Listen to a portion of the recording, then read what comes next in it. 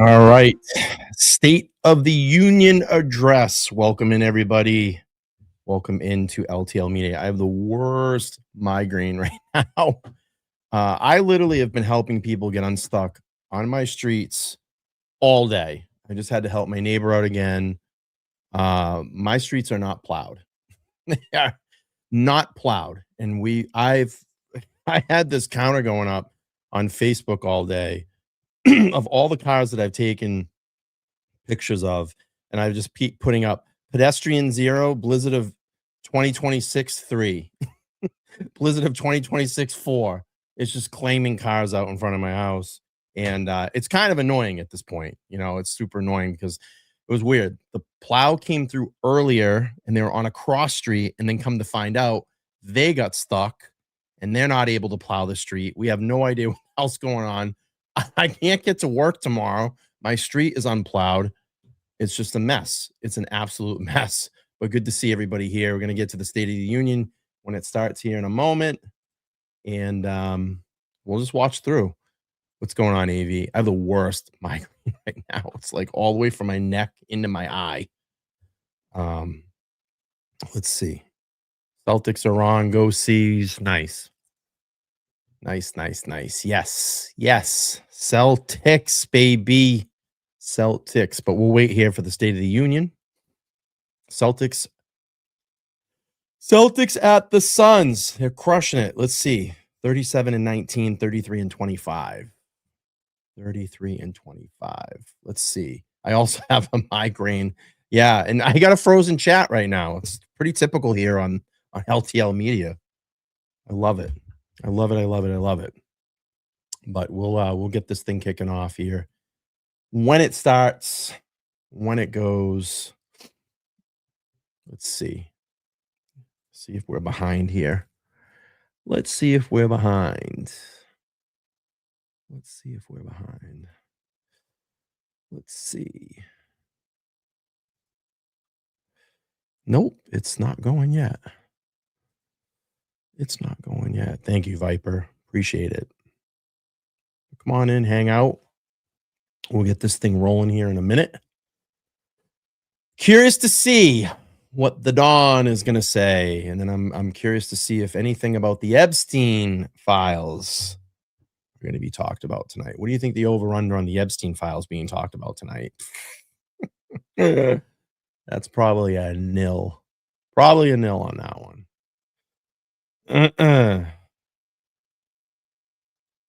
Probably a nil on that one. Probably a nil, right? Let's see.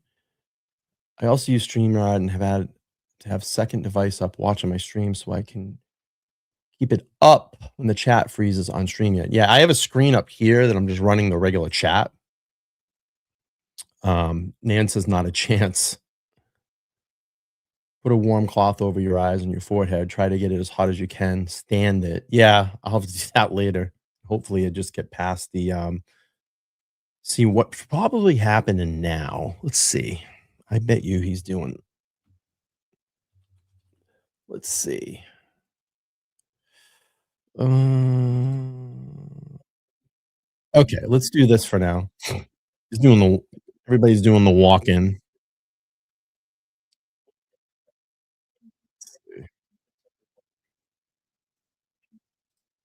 The Democrats put forward their proposals. The White House say these are non-starters. The White House puts forward a proposal. Democrats say this isn't serious. So right now, there's not necessarily a lot of collaboration. Right. As far what is actually realistically achievable in the remainder of this congressional year, I think you'd have to look at the self-tanner. The president's calls to codify his most favored nation's drug pricing proposals. Let's be honest, that's a page pulled right out of the progressive playbook. Joe Biden tried to get that done during his term in office, but he didn't necessarily carry the negotiating weight that President Trump does when it comes to engaging with these big pharmaceutical companies and our allies in attempts to lower prices at home. That is one issue where there might be bipartisan accord. But again, I think there were a few, Queen. I'm not so sure. From what I heard, anything that the president is going to put forward is going to get the necessary sign-off from Democrats and moderate Republicans to make it into a law eventually. Washington Examiner, White House.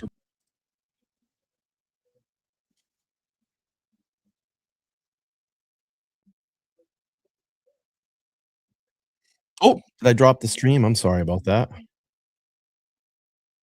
Watching during the course of this speech is the president's own relationship with the GOP. There have been visible divisions, Christian, within the president's party on issues like foreign aid and trade. How is the White House managing those tensions heading into a nationally televised address?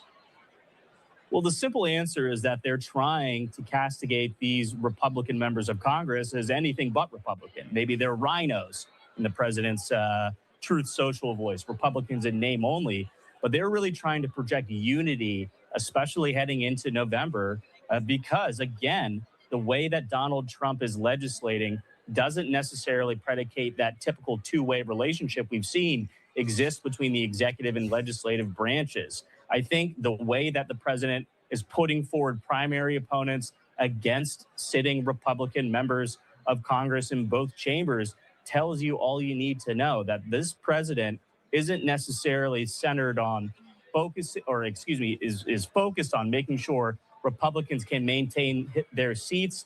He is focused on getting Republicans in who will vote in lockstep with his legislative agenda. Let's listen in. Mr. Speaker, the President of the United States.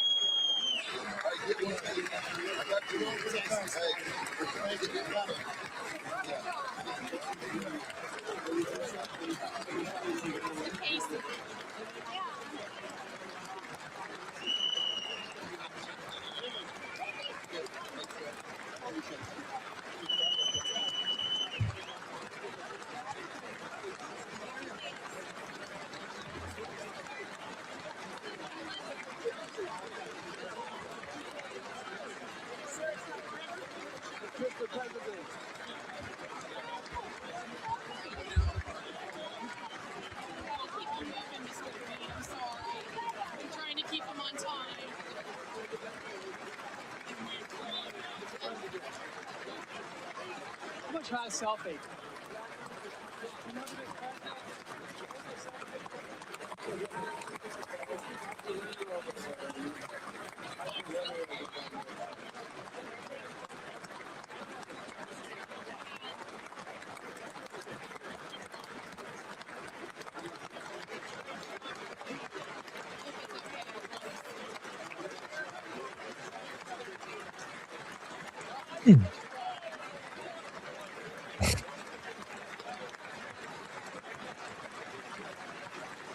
What is the sign in the back?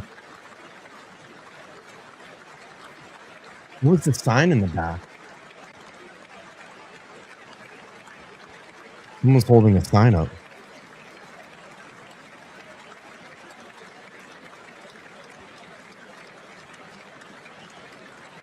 You know, I look at like the craziest thing is, what are we, like day 22, day 23 of the Epstein files being dropped, and not one U.S. arrest, not one person brought up on charges. We had Les Wexner that got deposed the other day. I have that deposition on my channel.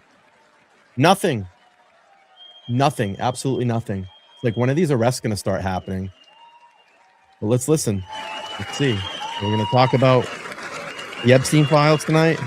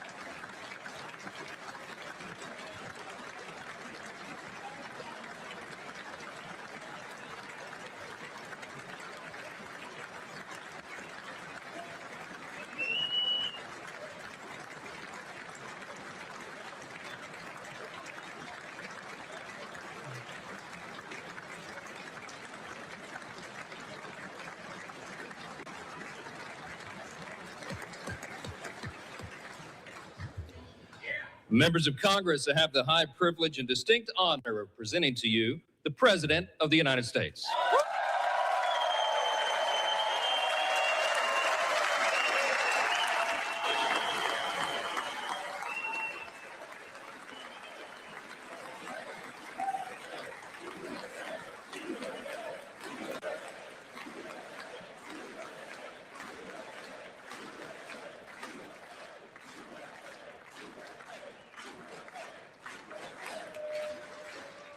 Well, thank you very much, everybody. It's really an honor.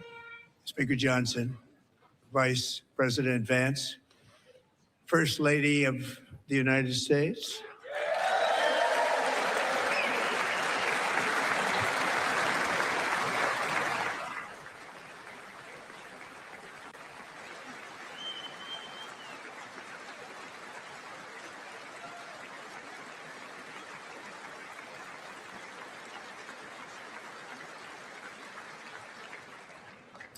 Second Lady of the United States.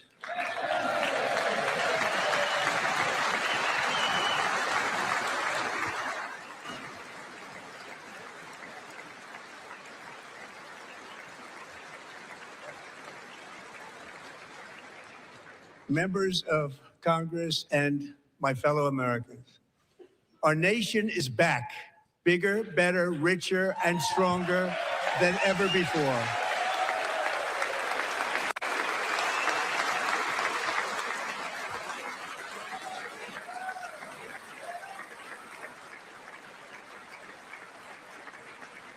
Less than 5 months from now, our country will celebrate an epic milestone in American history, the 250th anniversary of our glorious American independence. This July 4th, we will mark 2.5 centuries of liberty and triumph, progress and freedom in the most incredible and exceptional nation ever to exist on the face of the earth. And you've seen nothing yet. We're going to do better and better and better. This is the golden age of America.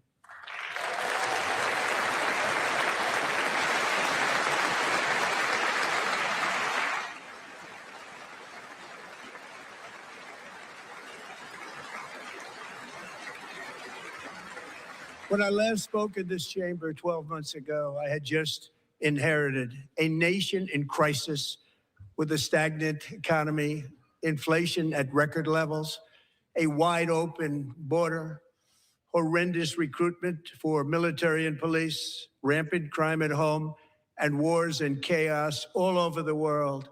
But tonight, after just 1 year, I can say with dignity and pride that we have achieved a transformation like no one has ever seen before, and a turnaround for the ages. It is indeed a turnaround for the ages.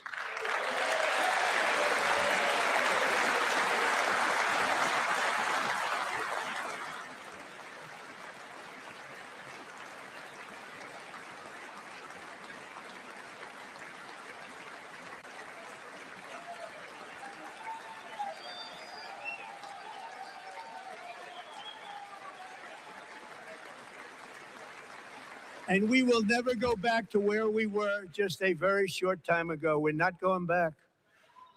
Today, our border is secure.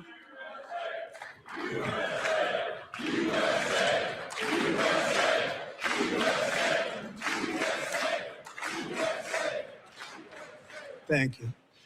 Today, our border is secure. Our spirit is restored. Inflation is plummeting. Incomes are rising fast. The roaring economy is roaring like never before, and our enemies are scared. Our military and police are stacked, and America is respected again, perhaps like never before.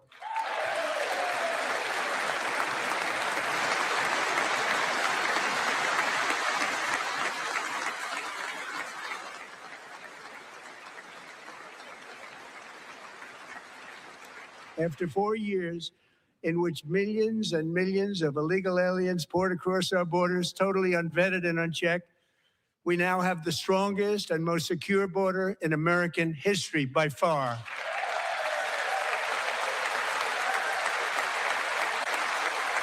Yeah, Brian Ensign shrugging across Brian Ensign was at the border. Hang on, hey, I was trying to be a In little the past critical here. 9 months, Brian Ensign was at the border the illegal other day and immigrants have literally been crossed admitted over to the without his United passport States. and got back into America without his passport.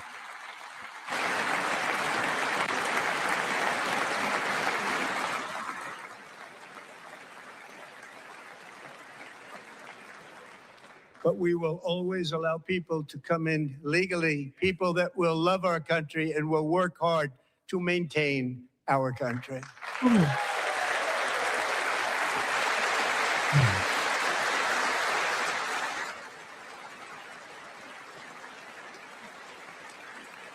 The flow of deadly fentanyl across our border is down by a record 56% in 1 year.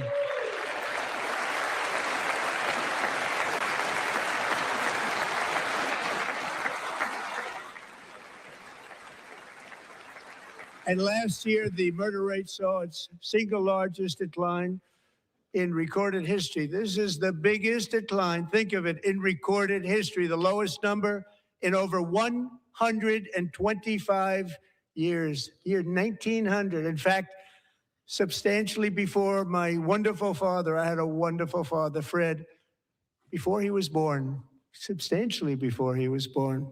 That's a long time ago. He wouldn't like me to say that, but that's a long time ago. The Biden administration and its allies in Congress gave us the worst inflation in the history of our country. But in 12 months, my administration has driven core inflation down to the lowest level in more than 5 years. And in the last 3 months of 2025, it was down to 1.7%.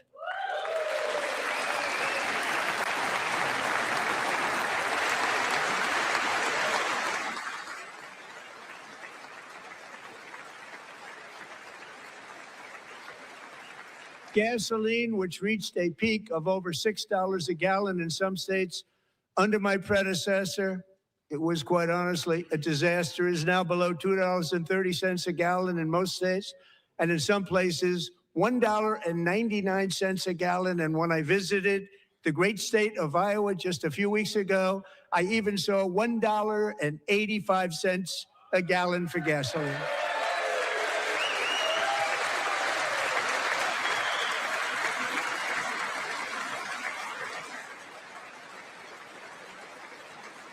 Mortgage rates are the lowest in 4 years and falling fast, and the annual cost of a typical new mortgage is down almost $5,000 just since I took office. 1 year. And low interest rates will solve the Biden-created housing problem well, at the same time protecting the values of those people who already own a house that really feel rich for the first time in their lives. We want to protect those values. We want to keep those values up. We're going to do both. And we are going to keep it that way. The stock market has set 53 all-time record highs since the election. Think of that, 1 year. Boosting pensions, 401ks, and retirement accounts for the millions and millions of Americans. They're all gaining. Everybody's up, way up. In 4 long years, the last administration got less than $1 trillion in new investment in the United States. And when I say less, substantially less. In 12 months, I secured commitments for more than $18 trillion pouring in from all over the globe.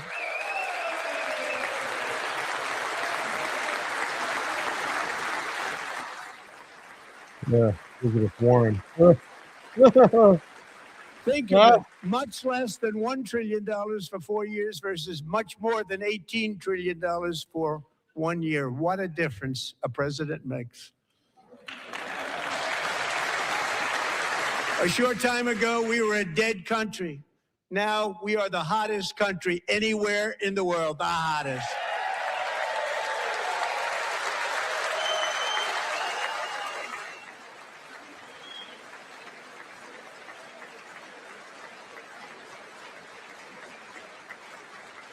As thousands of new businesses are forming and factories, plants, and laboratories are being built, We have added 70,000 new construction jobs in just a very short period of time. It's getting bigger and bigger and stronger.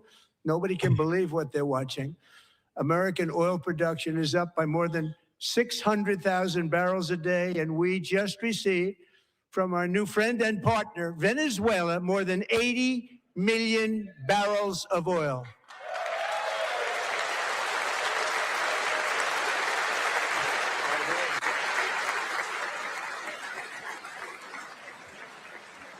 American natural gas production is at an all-time high because I kept my promise to drill, baby, drill.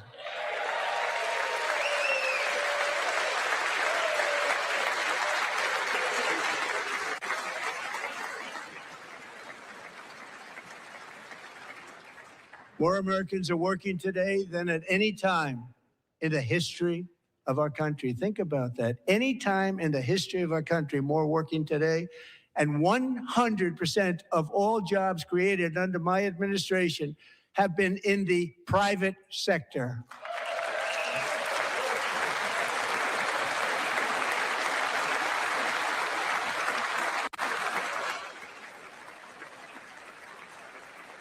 We ended DEI in America.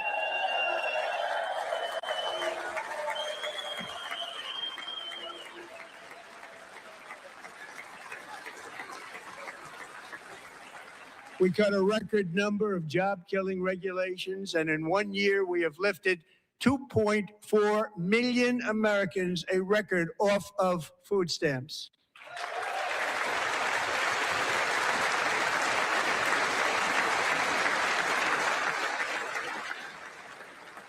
And for all of these reasons, I say tonight, members of Congress, the state of our union is strong.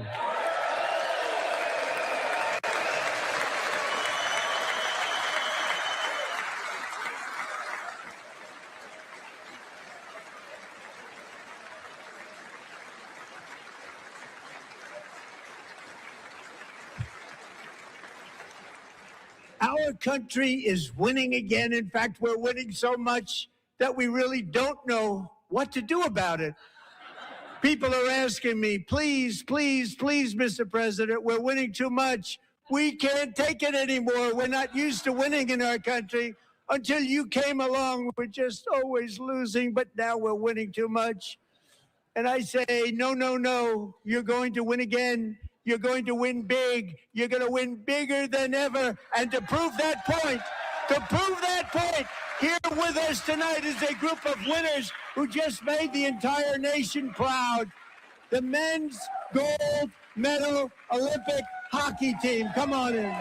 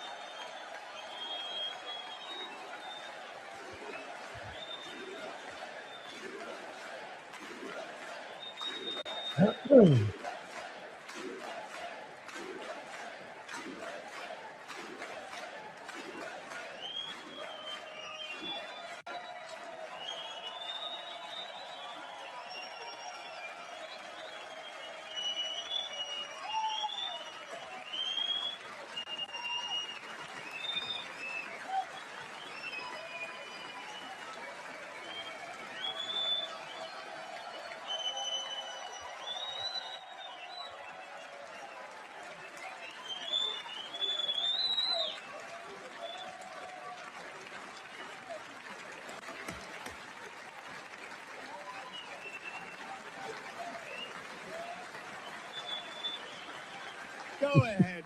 Ladies.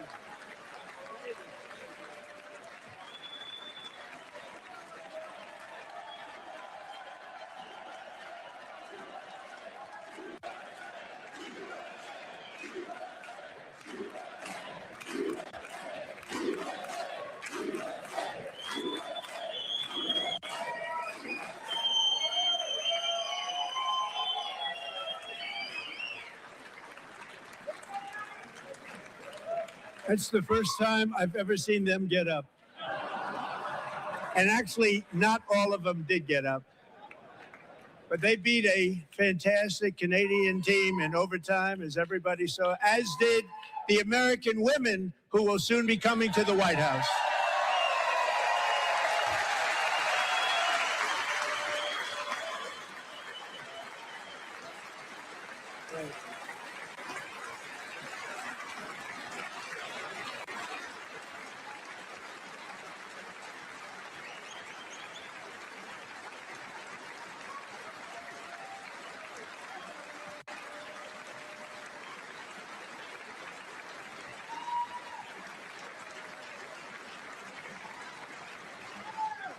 They were in the Oval Office before.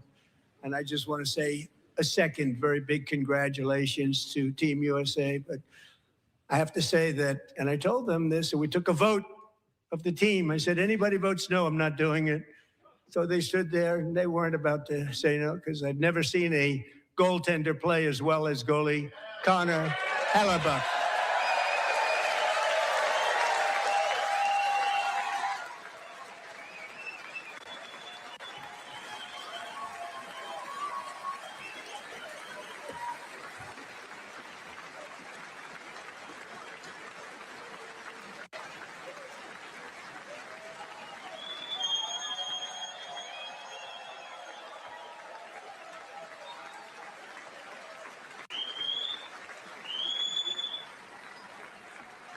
Think of it, 46 shots on goal. And I asked him, the one shot, the one where you put your stick in the back and it hit the neck of your stick and bounced off. You practice that, or was that a little lucky? He refused to answer that question. But I just want to tell you that the members of this great hockey squad will be very happy to hear, based on their vote and my vote, and in this case, my vote was more important, that I will soon be presenting Connor with our highest civilian honor, which we will be given and which has been given to many athletes over the years. But when I say many, not too many, like 12, it's called the highest civilian honor in our country, the Presidential Medal of Freedom.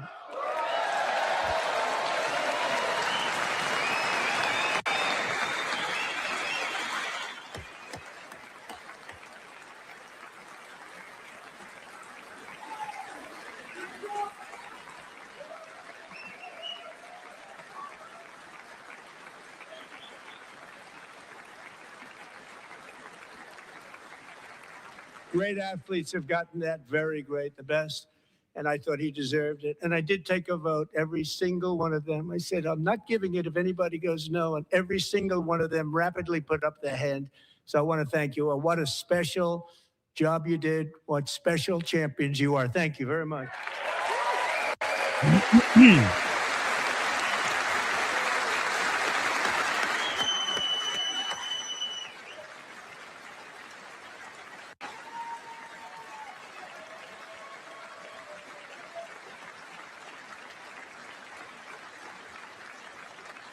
I'm also pleased to say that the next time the Olympic torch is lit, it will be here in America for the 2028 Olympics. And it's the summer version right in Los Angeles. We're going to do a good job in Los Angeles.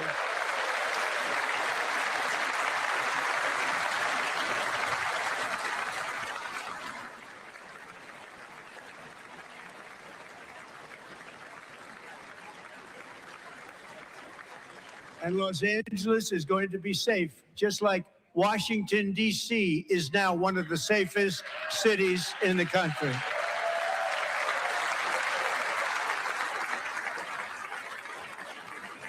And this year, and I must say I got them both. I got them in my first term, and I was disappointed because I didn't think I'd be the president when this happened. But strange things took place. And now I've got them because I got the Olympics and I got the 2026 FIFA World Cup. And I wanted to claim the 250th, but I didn't get away with that one. I couldn't claim that one for myself. But we're getting the World Cup. So we have the World Cup and the Olympics coming. And that is exciting news.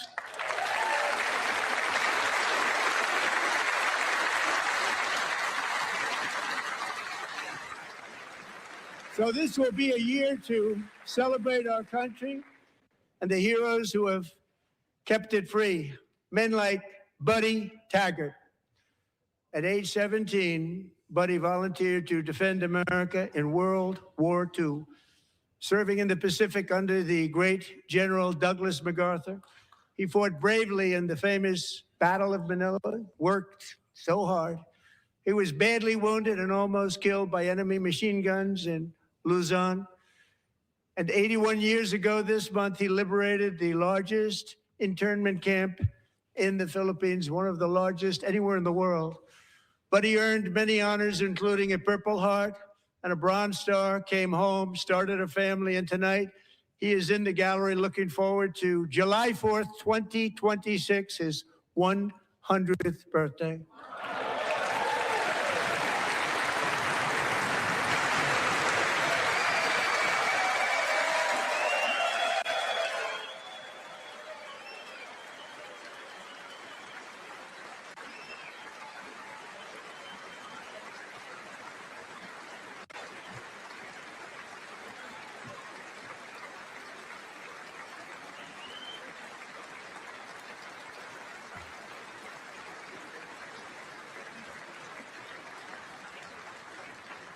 So, Buddy, you're a brave man, and we salute you. Even in times of challenge, setback, and immense heartache, the spirit of 1776 has always shone through very brightly. It was July 4th of last year when floodwaters tore through a girls' summer camp in Central Texas. One of the worst things I've ever seen. I was there, rising 26 feet in the matter of minutes, tragically claiming many, many lives. You all remember that one. As the waters threatened to sweep her away, 11-year-old Millie Kate McClymont closed her eyes and prayed to God. She thought she was going to die.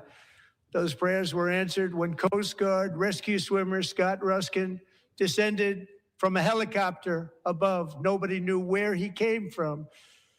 It was Scott's first ever rescue mission, a young guy, but very brave, very, very top, always top in his class. And he lifted not just Millie Kate, but 164 others to safety.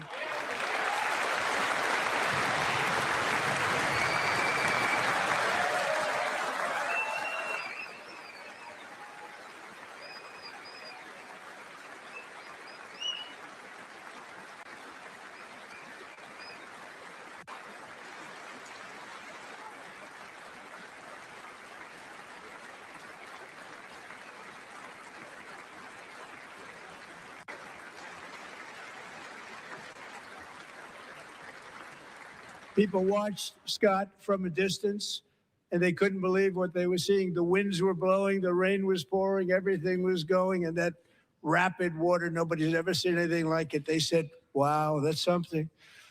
Tonight, Scott and Millie Kate are here together, reunited for the very first time. Thank you, Scott, Millie Kate.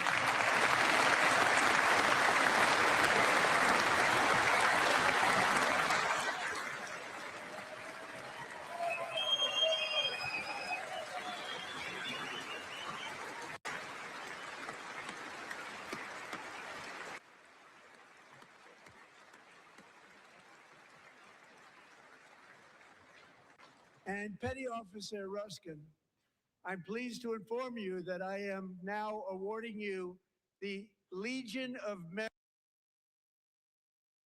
Heroism, which is what it was, extraordinary heroism. Thank you.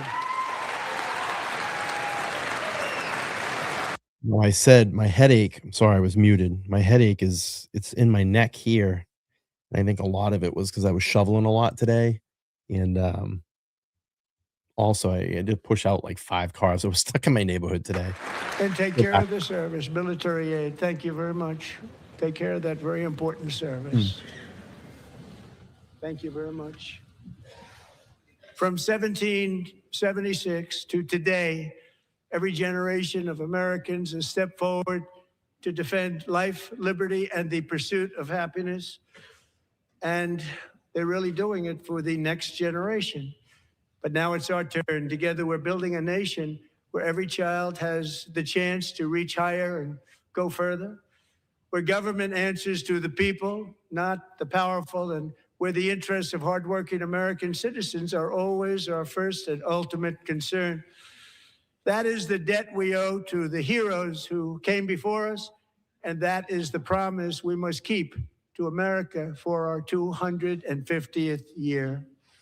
Last year, I urged this Congress to begin the mission by passing the largest tax cuts in American history, and our Republican majorities delivered so beautifully. Thank you, Republicans.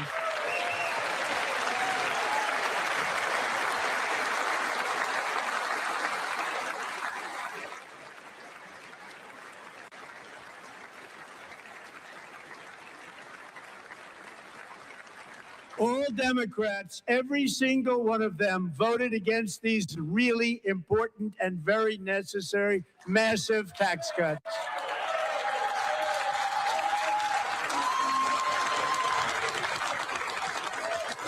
They wanted large-scale tax increases to hurt the people instead. But we held strong, and with the great, big, beautiful bill, we gave you no tax on tips, no tax on overtime, and no tax on Social Security for our great seniors.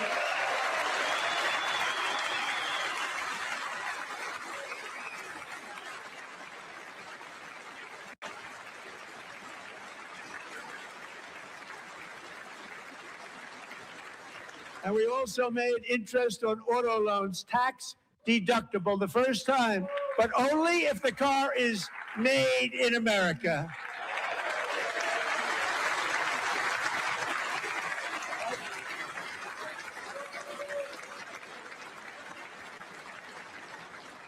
Recently in Pennsylvania, I met Megan Hemhauser, a devoted mom who's homeschools her children, beautiful, 2 children, during the day while waiting tables at night as her husband works overtime operating very heavy equipment. Megan is here this evening, and she's happy to tell you that she is so much richer because with no tax on tips, no tax on overtime, and her expanded child tax credit done again by Republicans, Megan and her husband will take home more than $5,000 extra just for the year, cutting her tax bill in more than half.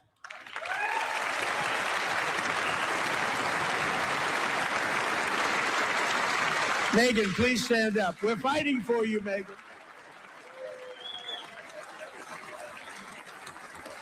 Thank you, Megan. Thank you, Megan.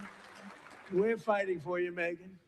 Under our bill, parents like Megan can also activate their children's brand new Trump accounts. And I didn't name it.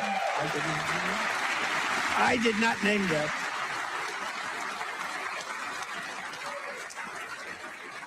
Nobody believes me, but I did not name it. It was named by a very tall man sitting right there in the third row. Nice man, a good man. Tax-free investment accounts for every American child. This is something that's so special and has taken off and gone through the roof. Millions will be pre-funded courtesy of the U.S. Treasury and private individuals like Michael and Susan Dell, who have donated $6.25 billion to fund the Trump accounts for 25 million American children. They're great people.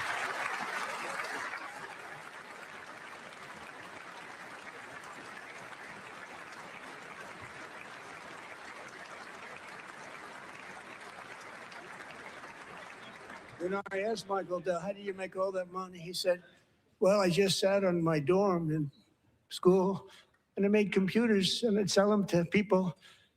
And I just kept selling and selling and selling. And pretty amazing story. That's called the American dream. He sold a lot of computers, a lot of those laptops. So I congratulate him on that. But I really thank him and Susan, as well as others like Brad Gerstner, a very tremendous guy. He was behind it right from the beginning. Brad Gerstner. Thank you, Brad.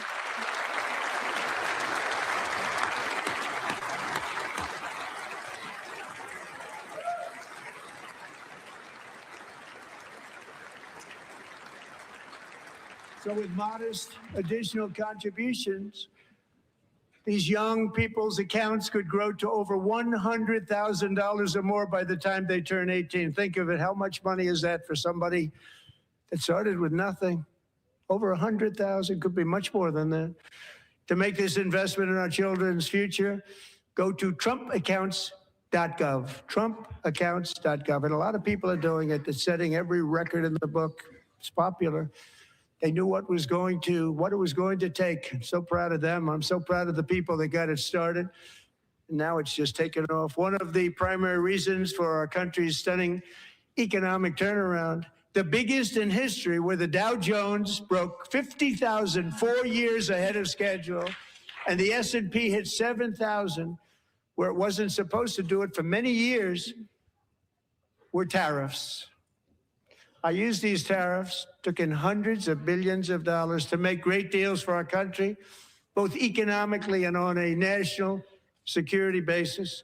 Everything was working well. Countries that were ripping us off for decades are now paying us hundreds of billions of dollars. They were ripping us so badly, you all know that. Everybody knows it. Even the Democrats know it. They just don't want to say it.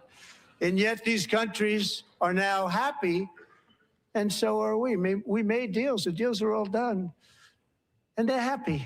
They're not making money like they used to, but we're making a lot of money. There was no inflation, tremendous growth. And the big story was how Donald Trump called the economy correctly, and 22 Nobel Prize winners in economics didn't. They got it totally wrong. They got it really wrong. And then just 4 days ago, an unfortunate ruling from the United States Supreme Court. It just came down. It came down. Very unfortunate ruling. But the good news is that almost all countries and corporations want to keep the deal that they already made, right, Scott? Knowing that the legal power that I, as president, have to make a new deal could be far worse for them, and therefore they will continue to work along the same successful path that we had negotiated before the Supreme Court's unfortunate involvement. So despite the disappointing ruling, these powerful country-saving, it's saving our country, the kind of money we're taking in, peace-protecting. Many of the wars I settled was because of the threat of tariffs. I wouldn't have been able to settle them without. Will remain in place under fully approved and tested alternative legal statutes. And they have been tested for a long time. They're a little more complex, but they're actually probably better, leading to a solution that will be even stronger than before. Congressional action will not be necessary. It's already time-tested and approved. And as time goes by, I believe the tariffs paid for by foreign countries will, like in the past, substantially replace the modern-day system of income tax, taking a great financial burden off the people that I love.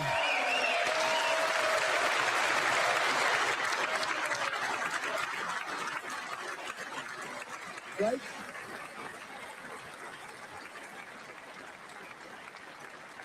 Moving forward, factories, jobs, investment, and trillions of dollars will continue pouring into the United States of America because we finally have a president who puts America first. Put America first.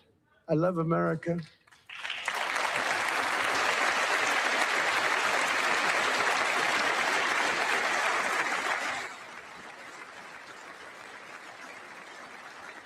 For decades before I came along, we had the exact opposite. From trade to healthcare, from energy to immigration, everything was stolen and rigged in order to drain the wealth out of the productive, hardworking people who make our country great, who make our country run. Under Biden and his corrupt partners in Congress and beyond, it reached a breaking point with the Green New scam, open borders for everyone. They poured in by the millions and millions from prisons, from mental institutions. They were murderers, 11,888 murders. They came into our country. You allowed that to happen. And record-setting inflation that cost the typical family $34,000 in just a speck of time. Now the same people in this chamber who voted for those disasters suddenly use the word affordability, a word, they just used it. Somebody gave it to them, knowing full well that they caused and created the increased prices that all of our citizens had to endure. You caused that problem. You caused that problem.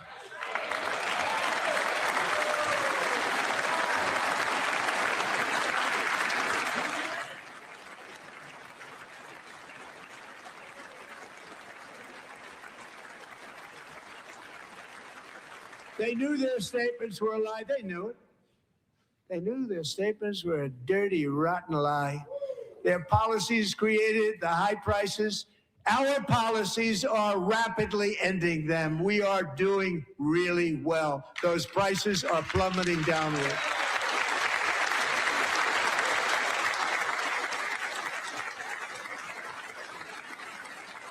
The price of eggs is down 60%. Madam Secretary, thank you. The cost of chicken, butter, fruit, hotels, automobiles, rent is lower today than when I took office by a lot. And even beef, which was very high, is starting to come down significantly. Just hold on a little while. We're getting it down. And soon you will see numbers that few people would think were possible to achieve just a short time ago. Nobody can believe when they see the kind of numbers, and especially energy, when they see energy going down to numbers like that, they cannot believe it. It's like another big tax cut. I'm also confronting one of the biggest ripoffs of our times, the crushing cost of health care caused by you. Since the passage of the Unaffordable Care Act, sometimes referred to as Obamacare, big insurance companies have gotten rich. It was meant for the insurance companies, not for the people. With our government giving them hundreds and hundreds of billions of dollars a year as their stock prices soared 1,000, 1,200, 1,400, and even 1,700%, like nothing else. That's why I introduced the great healthcare plan. I want to stop all payments to big insurance companies and instead give that money directly to the people so they can buy their own health care, which will be better health care at a much lower cost.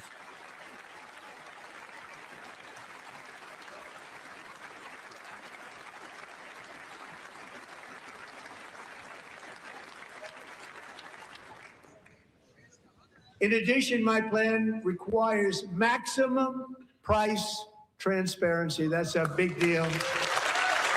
Sounds so simple, so big. And I did that in my first term, and the Democrats immediately terminated it with full knowledge that they were doing a very bad thing for the people. Costs were going to go way up, and that's what happened. And now I'm bringing them way down on health care and everything else. I'm also ending the wildly inflated cost of prescription drugs like has never happened before.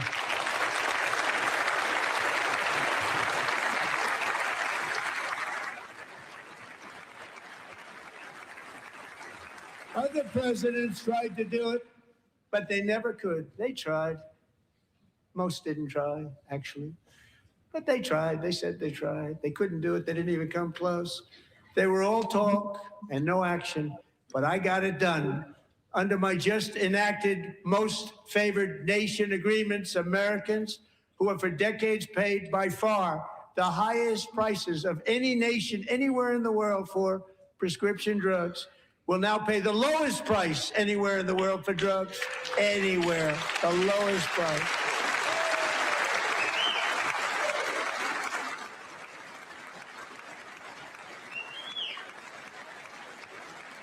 So in my first year of the second term, should be my third term, but strange things happen.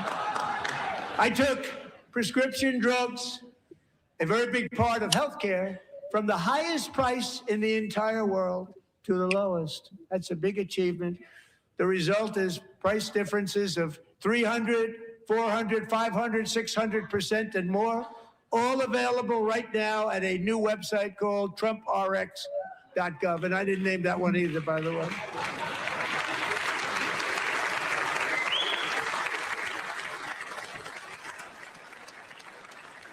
And here tonight is the very first customer ever to get that big discount, and it is big. Catherine Rayner. For 5 years, she and her husband have struggled with infertility, and they turned to IVF. One drug has been costing Catherine $4,000 to purchase. But a few weeks ago, she logged onto the Trump RX website and got that same drug that cost $4,000, got it for under $500, a reduction of much more, actually, than $3,500. Catherine, we are all praying for you, and you're going to be a great mom.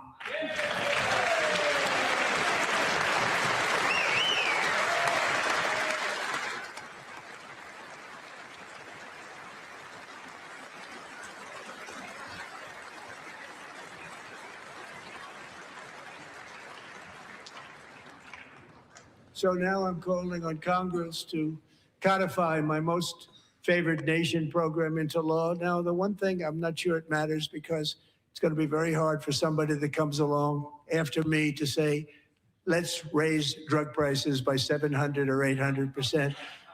But John and Mike, if you don't mind, codify it anyway. They may do it. Codify it anyway. Thank you. Many Americans are also concerned that energy demand from AI data centers could unfairly drive up their electric utility bills. Tonight, I'm pleased to announce that I have negotiated the new Ratepayer Protection Pledge. You know what that is?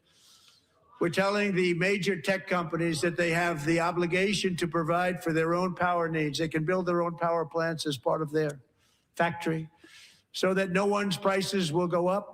And in many cases, prices of electricity will go down for the community, and very substantially down.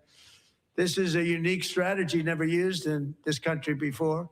We have an old grid. It could never handle the kind of numbers, the amount of electricity that's needed. So I'm telling them they can build their own plant. They're going to produce their own electricity. It will ensure the company's ability to get electricity while at the same time lowering prices of electricity for you, and could be very substantial for all of you cities and towns. You're going to see some good things happen over the next number of years. Another pillar of the American dream that has been under attack is home ownership. With us tonight is Rachel Wiggins, a mom of two from Houston. She placed bids on 20 homes and lost all of those bids to gigantic investment firms that bypassed inspection, paid all cash, and turned those houses into rentals, stealing away her American dream. She was devastated. Stories like this are why last month I signed executive order to ban large Wall Street investment firms from buying up in the thousands single-family homes.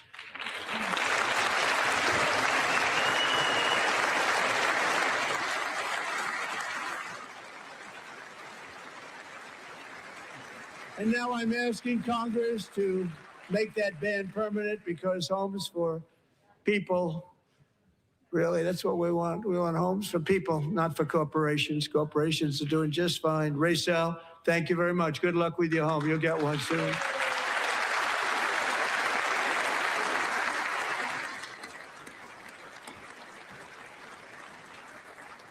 We're also working to make it easier for Americans to save for retirement. And under this administration, we will always protect Social Security and Medicare. They are not protecting it for our seniors. We will always protect Social Security, Medicare, Medicaid.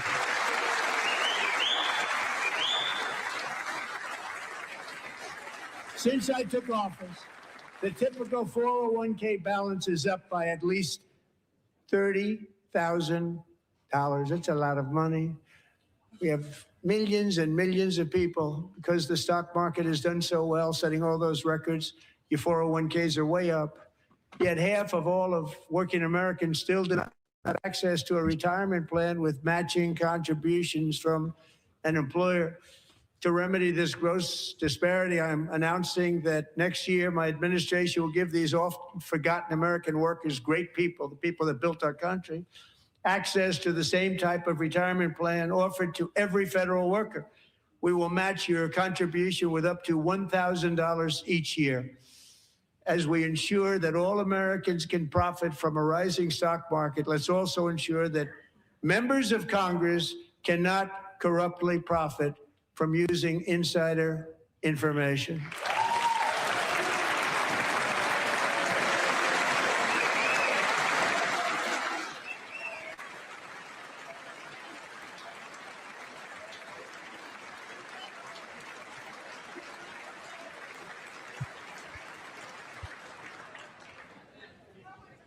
They stood up for that. I can't believe it.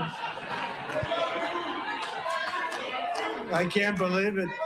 I've been doing them artwork. Did Nancy Pelosi stand up if she was here? Doubt it.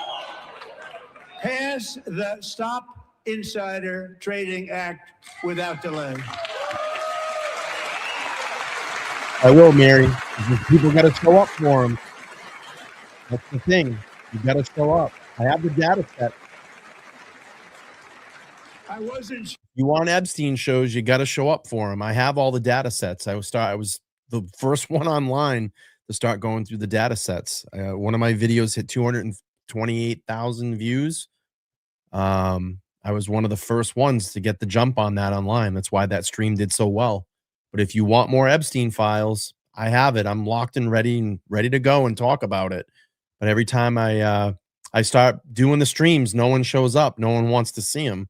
So you got to show up for them if you want me to do them. I have everything.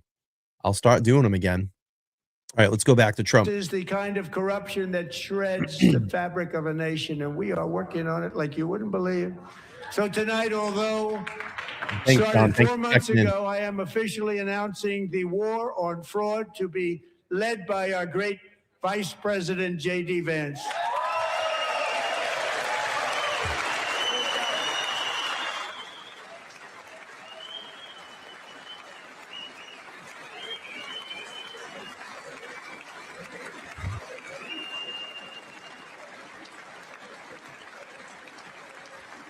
He'll get it done.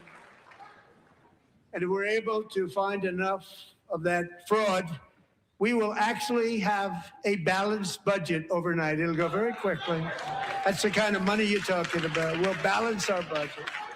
The Somali pirates who ransacked Minnesota remind us that there are large parts of the world where bribery, corruption, and lawlessness are the norm, not the exception. Importing these cultures through unrestricted immigration and open borders brings those problems right here to the USA.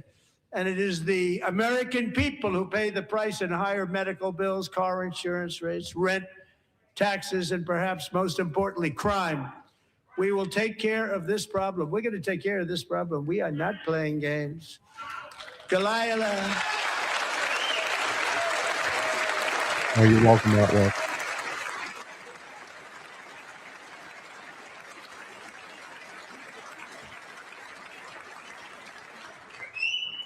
Delilah Colvin was only 5 years old in June 2024 when a 18-wheel tractor trailer plowed into her stopped car traveling at 60 miles an hour or more. The driver was an illegal alien let in by Joe Biden and given a commercial driver's license by open borders politicians in California. Doctors said Delilah would never be able to walk or talk, have a good life. She wouldn't even be able to eat again. But against all odds, she is now in the first grade learning to walk. And she's here this evening with her dad, Marcus, a fantastic man. Delilah, please, you are a great inspiration. Please stand up.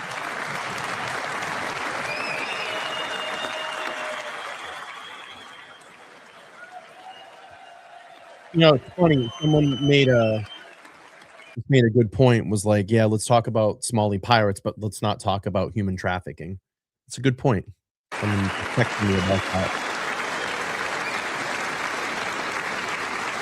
You know, human trafficking is a major issue in our country, especially with the Epstein files that have come out. We need to talk about this. It's very important in our country. Most illegal aliens do not speak English and cannot read even the most basic road signs as to direction, speed, danger, or location. That's why tonight I'm calling on Congress to pass what we will call the Delilah Law, barring any state from granting commercial driver's licenses to illegal aliens.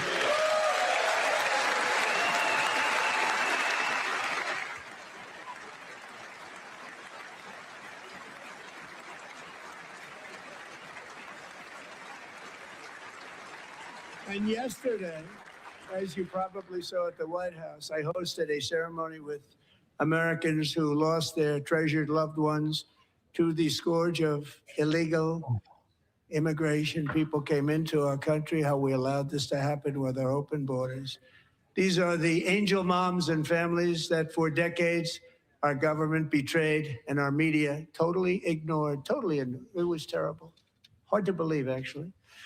In 2023, a 16-year-old high school cheerleader named Elizabeth Medina was supposed to perform in her town's Christmas parade, but she never arrived. Her mother, Jacqueline, went home to look for her, and she found her lying dead in a bathtub, bleeding profusely after being stabbed 25 times.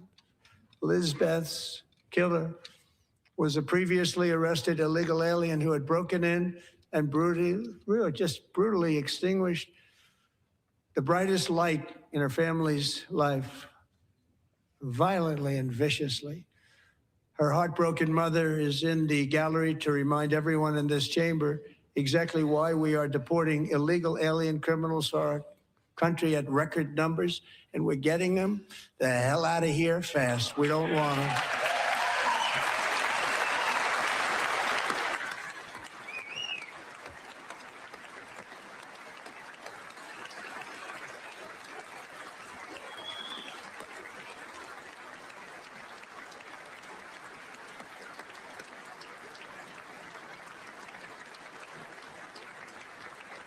Thank you very much, Jacqueline. Thank you.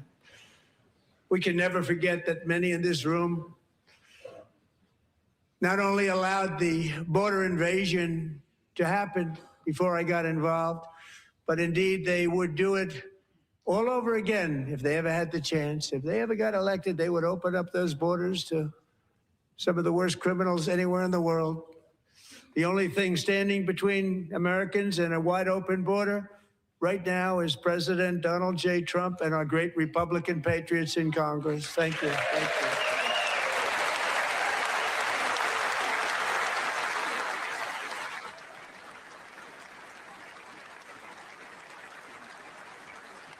you. As we speak, Democrats in this chamber have cut off all funding for the Department of Homeland Security. It's all cut off. It's all cut off. They have instituted another Democrat shutdown, the first one costing us 2 points on GDP. 2 points we lost on GDP, which probably made them quite happy, actually. Now they have closed the agency responsible for protecting Americans from terrorists and murderers. Tonight I'm demanding the full and immediate restoration of all funding for the border security, home security of the United States, and also for helping people clean up their snow. We have no money because of the Democrats, and it would be nice, we'd love to give you a hand at cleaning it up, but you gave no money.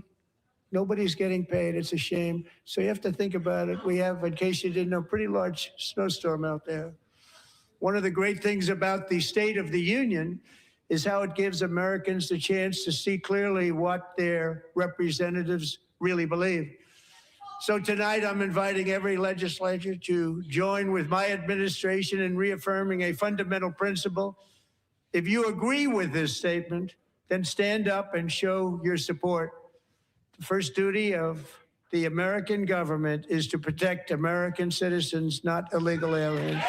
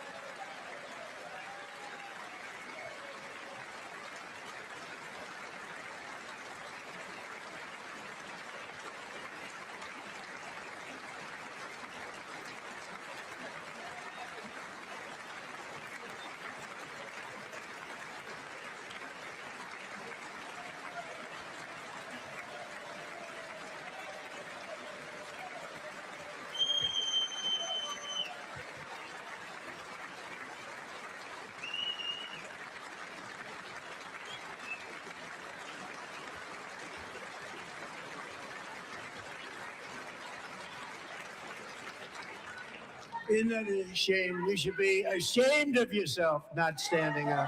You should be ashamed of yourself. That is why I'm also asking you to end deadly sanctuary cities that protect the criminals and enact serious penalties for public officials who block the removal of criminal aliens. In many cases, drug lords, murderers all over our country, they're blocking the removal of these people out of our country, and you should be ashamed of yourself.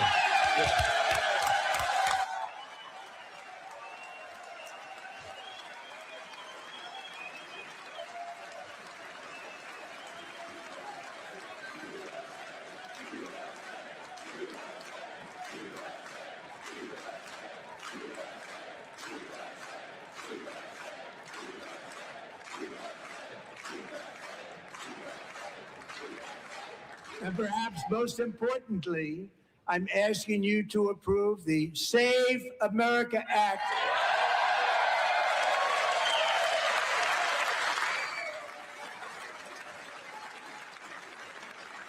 To stop illegal aliens and others who are unpermitted persons from voting in our sacred American elections. That cheating is rampant in our elections. It's rampant. It's very simple. All voters must show voter ID.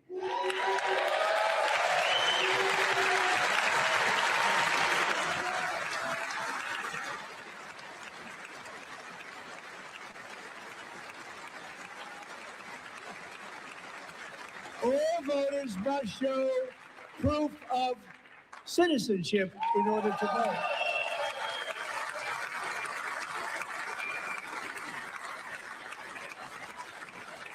And no more crooked mail-in ballots except for illness, disability, military, or travel. None. And this should be an easy one. And by the way, it's polling at 89%, including Democrats, 89%.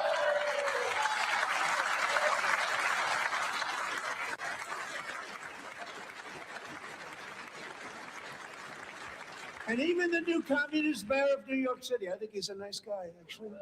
Speak to him a lot. Bad policy, but nice guy. Just said they want people to shovel snow. They got hit hard. Wants them to shovel snow, but if you apply for that job, you need to show 2 original forms of ID and a Social Security card. It's kind of funny, actually. Yet they don't want identification for the greatest privilege of them all, voting in America. No, it's no good. No good. Both Republicans and Democrats overwhelmingly agree on the policy that we just enunciated. And Congress should unite and enact this common sense, country-saving legislation right now, and it should be before anything else happens.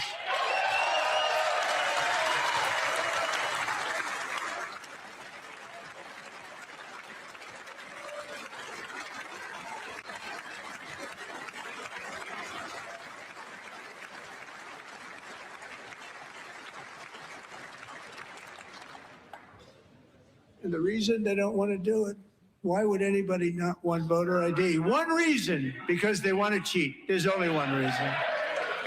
They make up all excuses. They say it's racist. They come up with things. You almost say, what imagination they have.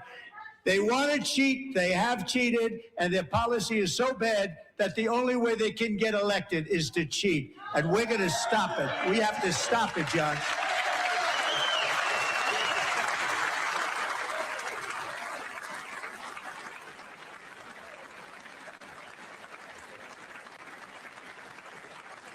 And here is one more opportunity to show common sense in government.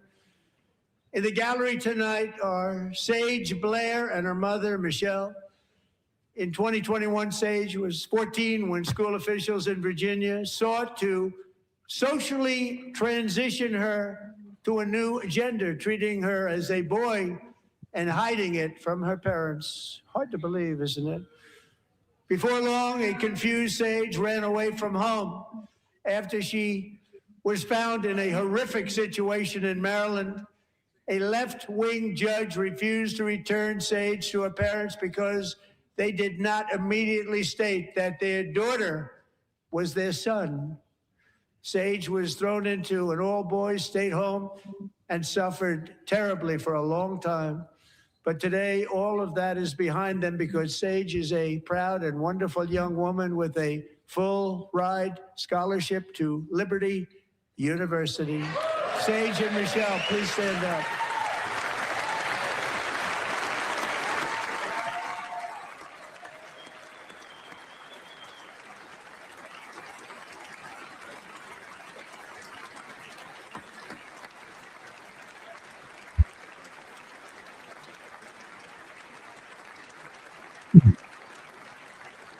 And thank you for your great bravery. And who can believe that we're even speaking about things like this? 15 years ago, if somebody was up here and said that, they'd say, what's wrong with him? But now we have to say it because it's going on all over numerous states without even telling the parents. But surely we can all agree no state can be allowed to rip children from their parents' arms and transition them to a new gender against the parents' will. Who would believe that we're even talking about this? We must ban it, and we must ban it immediately.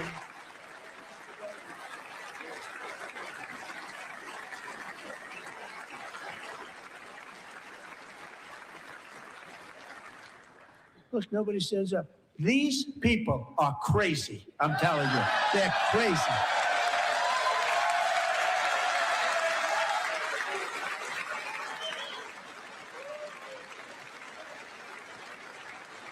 Amazing.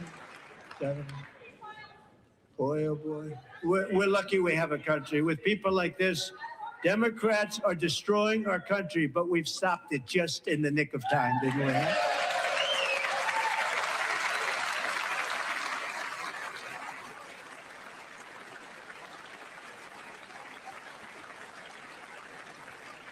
No one cares more about protecting America's youth than our wonderful First Lady, now a movie star. She's a movie star. Can you believe it? Who would have believed that?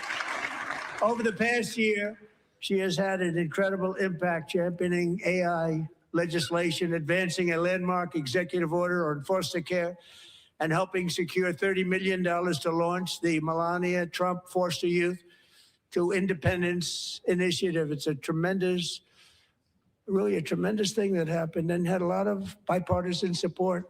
She gets much better bipartisan support than I do. I get none. She gets a lot. Someday you're going to have to tell me how you did that. And students and educators in every state have joined the First Lady's efforts in the presidential AI challenge, keeping America's next generation positioned to succeed and strongly succeed in the future. Tonight, we welcome two young people whose lives reflect the First Lady's impact, Sierra Burns and Everest Nevermont. Thank you both, and Melania, thank you. I know how hard you worked on it. Thank you very much.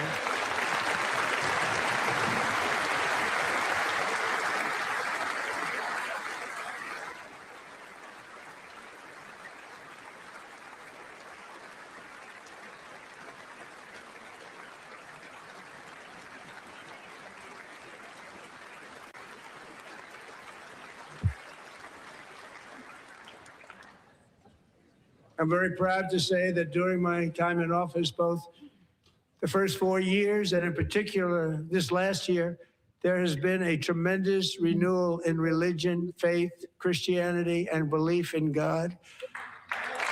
Tremendous renewal.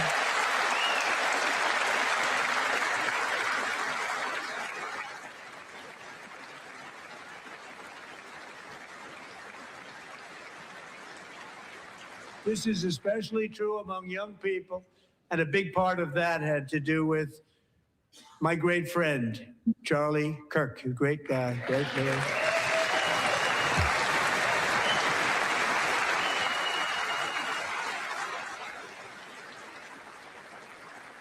So last year, Charlie was violently murdered by an assassin and martyred, really martyred for his beliefs.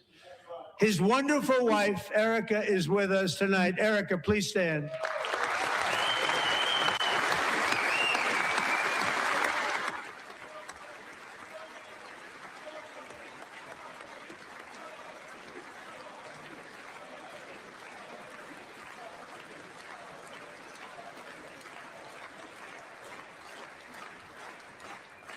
Thank you, Erica.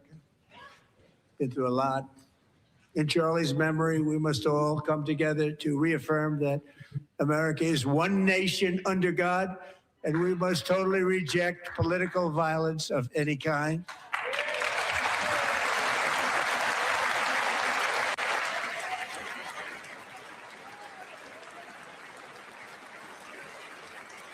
Yeah, I'm going to agree with that. You know, listen, if you're a Republican, a Democrat, an independent, there shouldn't be anybody, being killed out of a political belief. We should all have that freedom to express and have the freedom of speech. I wouldn't want to see anybody on an opposing party, go through anything like that. I know Charlie wasn't a political figure, but I'm saying, I just wouldn't want to see anybody go through that. We all have the right to vote people in. We all have the power of the ballot. Even when that assassination on Trump, I wouldn't even want that on a candidate that I didn't like. That's not the way that we fight political battles in this country. We should be able to go to the voting booth and vote for the person that we want. And again, I know Charlie wasn't a political figure, but he was killed because of his political speech. And we should have the freedom of speech here in this country. It's why we're the greatest country in the world. No matter what president you have or, what political thing, what political ideology you're part of. My opinion is that, we've got to vote people in, not, try to assassinate them. It's just not the way this country works. All right, back to Trump here, State of Address. At her attack Yeah, during the address. last seconds of her life, she died instantly. She had escaped a brutal war only to be slain by a hardened criminal, set free to kill in America, came in through open borders. Mrs. Zaretsky, tonight I promise you we will ensure justice for your magnificent daughter, Irina.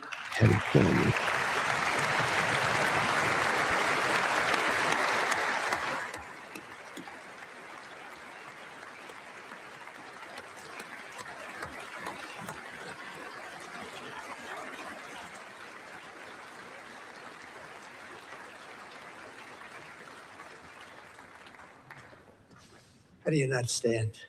How do you not stand? I'm asking this Congress to pass tough legislation to ensure that violent and dangerous repeat offenders are put behind bars, and importantly, that they stay there.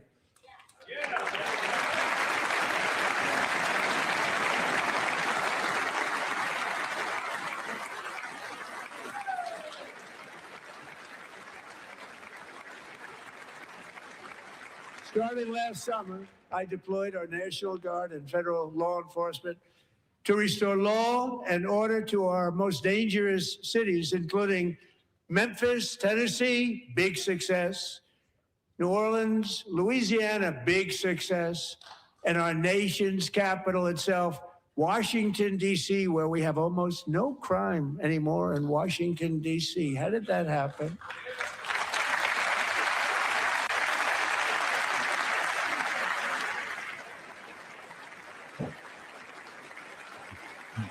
In fact, crime in Washington is now at the lowest level ever recorded, and murders in D.C. this January were down close to 100% from a year ago.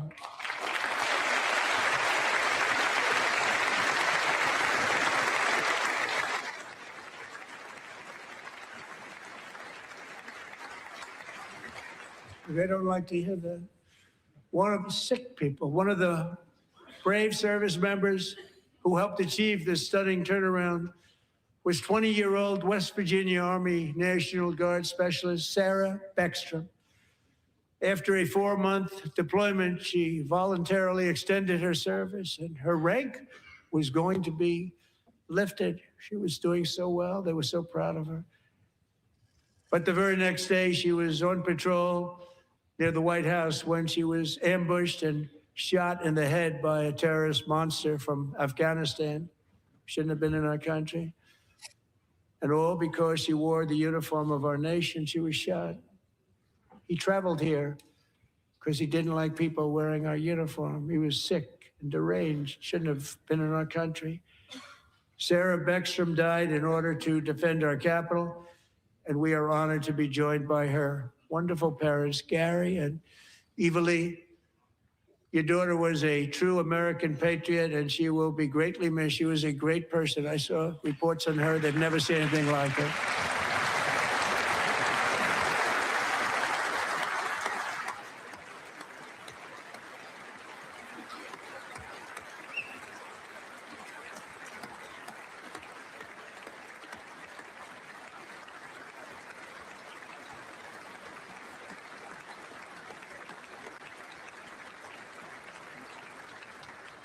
So sorry. Thank you very much. A great young lady. I saw reports that were like, perfect. She was perfect. Serving alongside Sarah that day was Staff Sergeant Andrew Wolf. The terrorist shot Andrew in the head, and no one thought he could possibly make it. The two of them, Sarah and Andrew, both shot violently in the head. Neither was expected to make it. They weren't even given a chance, except his wonderful mother, named Melody, who I spoke to the same night. And she was so positive. The doctors thought that Andrew was gone. But his mother said, no, Mr. President, Andrew will be fine. He's going to make it. I've never seen anything like it. I mean, he was given almost no chance. She said, I have no doubt, sir, he's going to be okay. This was a conversation that I had with her that night, with her son laying helplessly in bed, blood all over. Everybody is praying, she said, sir, he will be okay. The doctors didn't understand what she was saying. And after looking at the results of the damage done, neither did I. She was so strong and conclusive that even Andrew's great father felt she didn't really understand the gravity of the situation. But she turned out to be right. Right, Melanie? She turned out to be right.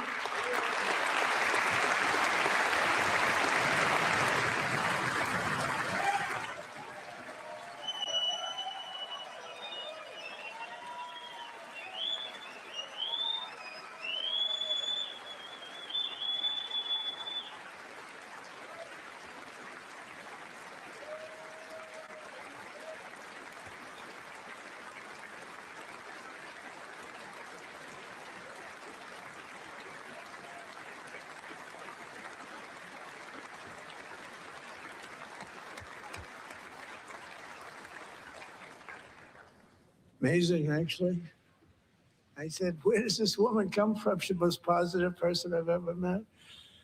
With God's help, Andrew has battled back from the edge of death, and we're talking about the edge of death, on his way to a miraculous recovery. He's got a little work to do, but he's doing great. Nice to see you. He's a good-looking guy. Nice to see you. Thanks, Andrew. Thank you very much.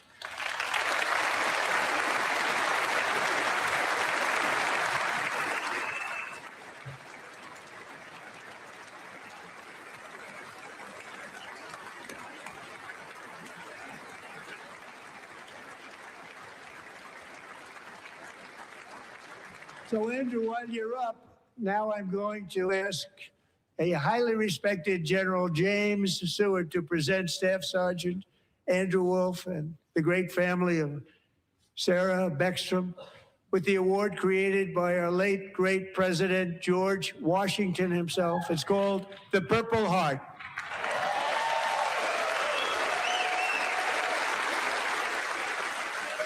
Wow.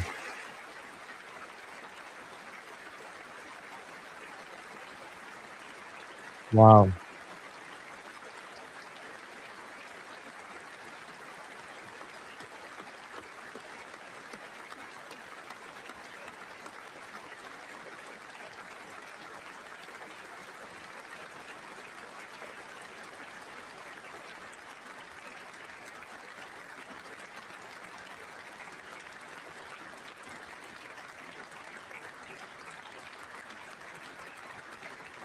I have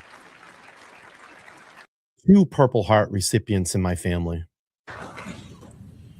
We love you all. Love you. We're proudly restoring safety for Americans at home, and we are also restoring security for Americans abroad. Our country has never been stronger. My first 10 months, I ended 8 wars, including Cambodia. Isn't it funny? Sick people.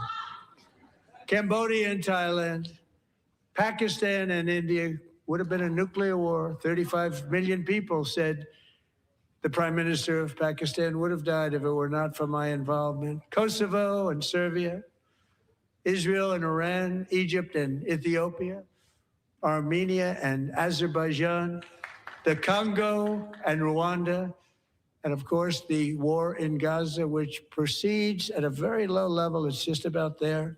And I want to thank Steve Witkoff and Jared Kushner for your help. Thank you, Steve. Thank you, Jared.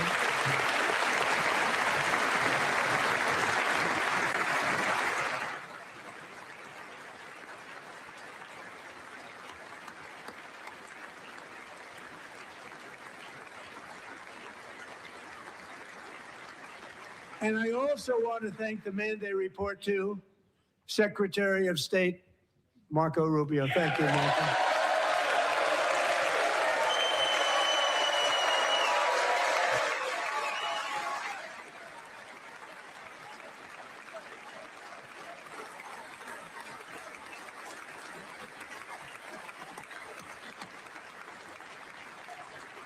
People like you. You know, Marco got 100% of the votes when he was in confirmation. I think our next one was about 54%. And some of the Democrats are now saying, I can't believe we approved that guy. And he said it's an honor that they feel that way, right, Marco? You have done a great job, great Secretary of State. I think he'll go down as the best ever.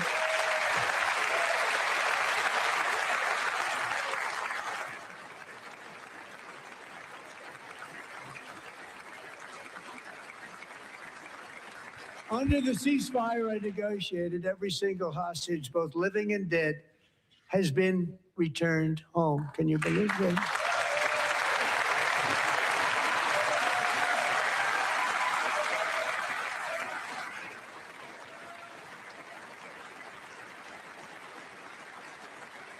Nobody thought it was possible. Nobody thought that was possible. Both living and dead. And those parents who had a dead son, their boy, they'd always tell me their boy, they wanted him as much as though he were living. That was an amazing period of time. And they came back, and when we got all of the living hostages back, and many, many before them, but I always said those last 20 are going to be very tough, but we got many, many more, hundreds. But I said those last 20 are going to be tough. We got them back.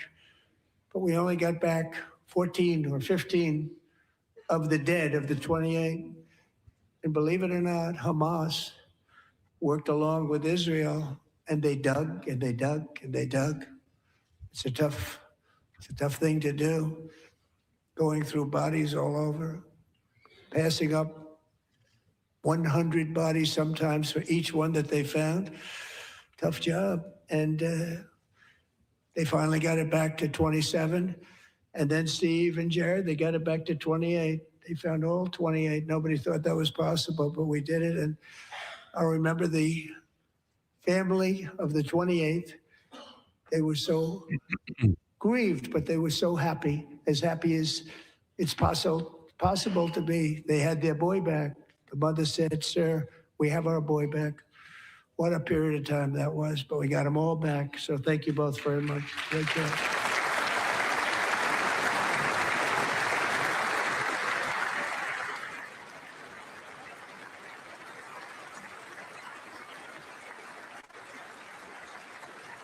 And we're working very hard to end the ninth war, the killing and slaughter between Russia and Ukraine, where 25,000 soldiers are dying each and every month. Think of that, 25,000 soldiers are dying a month.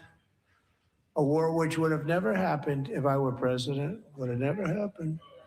As president, I will make peace wherever I can, but I will never hesitate to confront threats to America wherever we must. That's why in a breakthrough operation last June, the United States military obliterated Iran's nuclear weapons program with an attack on Iranian soil known as Operation Midnight Hammer.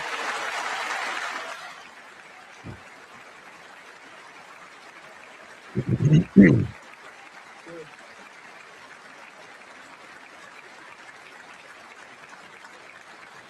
decades, it had been the policy of the United States never to allow Iran to obtain a nuclear weapon. Many decades. Since they seized control of that proud nation 47 years ago, the regime and its murderous proxies have spread nothing but terrorism and death and hate. They've killed and maimed thousands of American service members and hundreds of thousands and even millions of people with what's called roadside bombs. They were the kings of the roadside bomb. And we took out Soleimani. I did that during my first term. Had a huge impact. He was the father of the roadside bomb.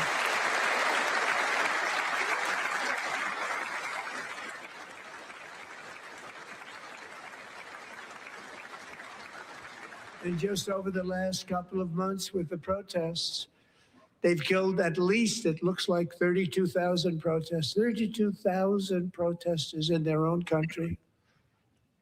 They shot them and hung them. We stopped them from hanging a lot of them with the threat of serious violence. But this is some terrible people. They've already developed missiles that can threaten Europe and our bases overseas, and they're working to build missiles that will soon reach the United States of America.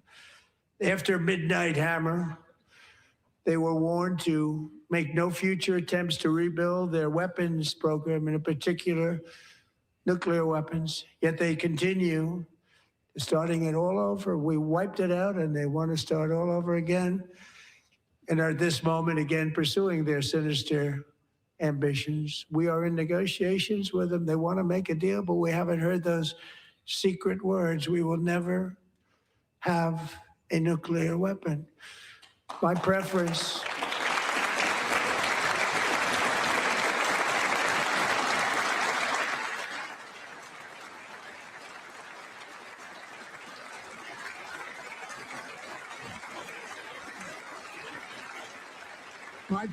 is to solve this problem through diplomacy. But one thing is certain, I will never allow the world's #1 sponsor of terror, which they are by far, to have a nuclear weapon. Can't let that happen.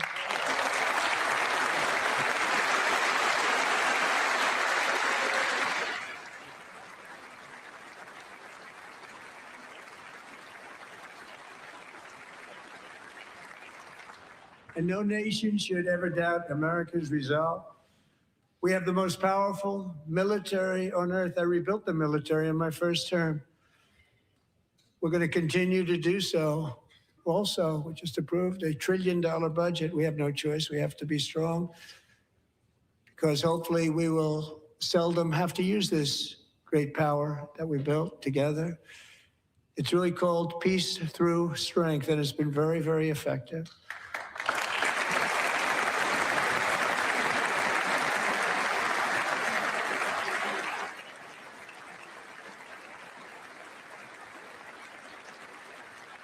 So thanks to Republicans in Congress who are investing that record number of dollars, have no choice, in the United States Armed Forces.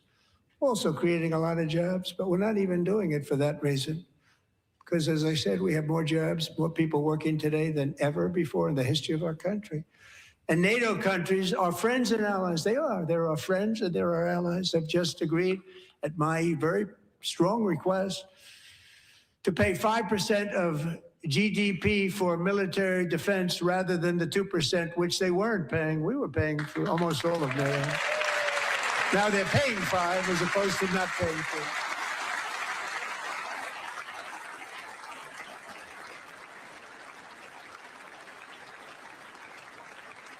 4. And getting that 5% was something which everyone said would never be done, could not happen. We got it really easily with one meeting.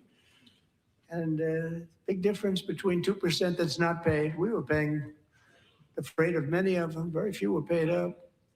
Now 5%, then they're paid. And everything we send over to Ukraine is sent through NATO, and they pay us in full. They pay us totally in full. Every branch of our armed forces is setting records for recruitment. This is so exciting. And every service member recently.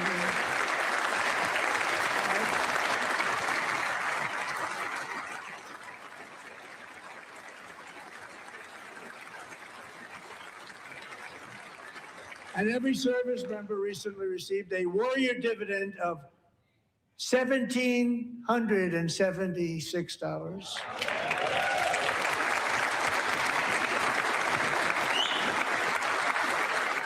Thank you, Terry. Thank you, Terry. I have a really bad, I have the worst migraine tonight. And look, not something we typically do here on the channel, but I'm waiting to see if he's going to talk about the Epstein files, and I'm not going to hold my breath, but that's why I wanted to tune in tonight. But I don't think we're going to get it, but I appreciate that. Thank you so much. All right, back to Trump address. So we can have 1776. It's going to. I said, we're going to figure that. I never asked anybody if we could afford it. One more dollar. I said 1776. And I said, that's good. And I'll tell you what, our military, that was 4 months ago, our military, I never see a person in the military that doesn't thank me for it. So we're honored to do it. They deserve it. And we call it 1776. It was great. And we love our military. We love our law enforcement. We love our firemen. The firemen don't get mentioned enough. We love our firemen. We're also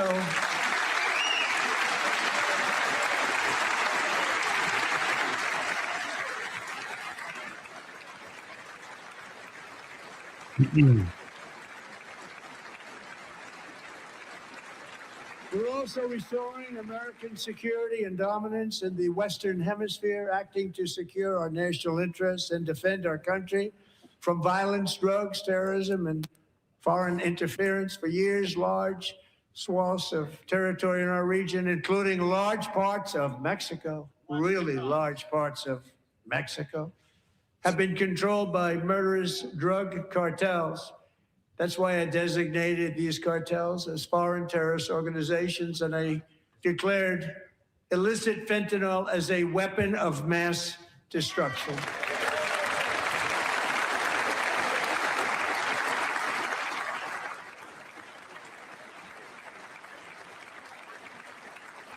And with our new military campaign, we have stopped record amounts of drugs coming into our country and virtually stopped it completely coming in by water or sea. You probably noticed that.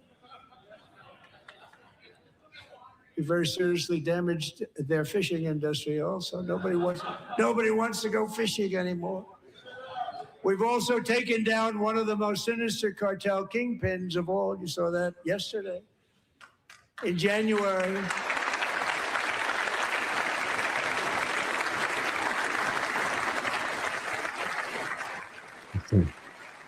much respect for that.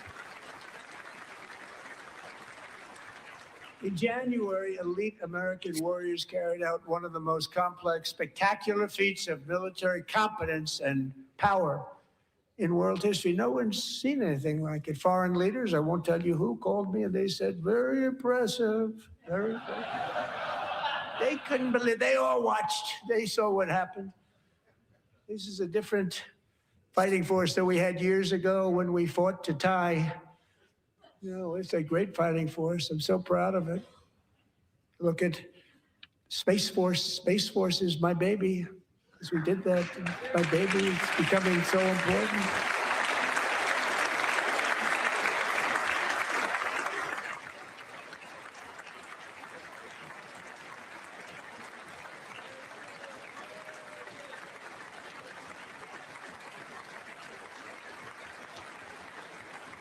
And America's armed forces overwhelmed all defenses and utterly defeated an enemy, good fighters, to end the reign of outlaw dictator Nicolas Maduro and bring him to face American justice.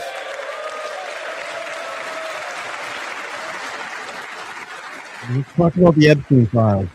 Let's bring some of those people to justice. And this was an absolutely colossal victory for the security of the United States, and it also opens up a bright new beginning for the people of Venezuela.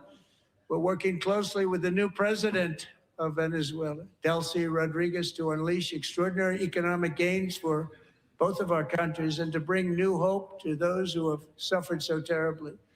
They really did suffer. With us tonight is Alejandro Gonzalez. She grew up in a tight-knit Venezuelan family and was especially close to her beloved uncle Enrique. But after Enrique ran for office and opposed Maduro, he was kidnapped by Maduro's security forces and thrown into the regime's really infamous prison in Caracas. Alejandro feared she would never see her uncle again. She feared for her own life also.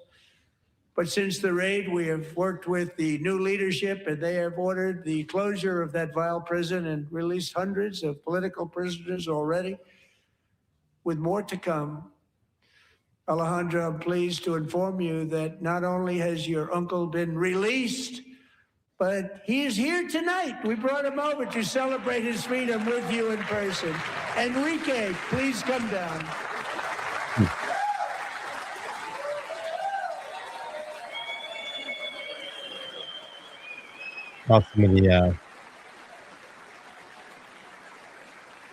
Saw some of the Democrats that were protesting earlier. They ran out.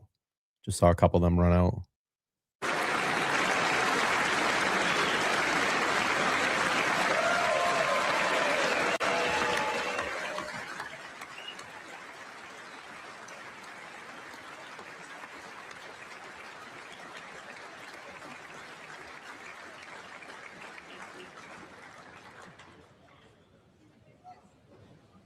Thank you, Enrique. Have a good time.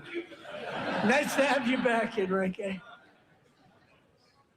There were many heroes on that January raid to capture Maduro. Really great heroes. It was very dangerous. They knew we were coming. They were all set. But the deeds of one warrior that night will live forever in the eternal chronicles of military valor. Thank you, Sean. Have a good night. Chief Warrant Officer 5, Eric Slover, planned the mission and was the flight lead in the cockpit of the first helicopter.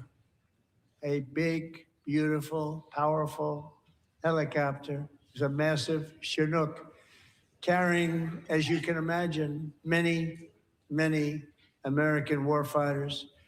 Wearing the dog tags, his wife Amy had blessed with holy water before he left. She knew it was going to be a rough one. Eric steered the Chinook under the cover of night and descended swiftly upon Maduro's heavily protected military fortress. This was a major military installation, protected by thousands of soldiers and guarded by Russian and Chinese military technology. How did that work out? Not too good. While preparing to land, enemy machine guns fired from every angle, and Eric was hit very badly in the leg and hip, one bullet after another. He absorbed 4 agonizing shots, shredding his leg into numerous pieces. And yet, despite the fact that the use of his legs was vital to successful helicopter flight, legs are the most important part of flying a helicopter, to deliver the many commandos who would capture and detain Maduro was the only thing Eric was thinking about. Then, even as he was gushing blood, which was flowing back down the aisle, helicopter lands at a steep angle. The machine gun stood right in front of him. They were right in front of him, 2 machine gunners who escaped the wrath of the previous planes. Eric maneuvered his helicopter with all of those lives and souls to face the enemy and let his gunners eliminate the threat. Turned the helicopter around so the gunners could take care of business, saving the lives of his fellow warriors from what could have been a catastrophic crash deep in enemy territory. Only after safely landing the helicopter with all the warriors aboard in the exact right spot, which was vital to the mission, probably would have had to maybe cancel the mission if that didn't happen. Eric told his co-pilot, also wounded, but not as gravely, to take over. I'm about ready to pass out. The success of the entire mission and the lives of his fellow warriors hinge on Eric's ability to take searing pain. It was unbelievable what's happened to his legs of the bullets and keep on flying and landing, and people knew what was happening. Everybody in the back of the helicopter knew because they saw the blood pouring down the aisle. Chief Warrant Officer Slover is still recovering from his serious wounds, but I'm thrilled to say that he is here tonight with his wife, Amy, Eric, and Amy. Come on in.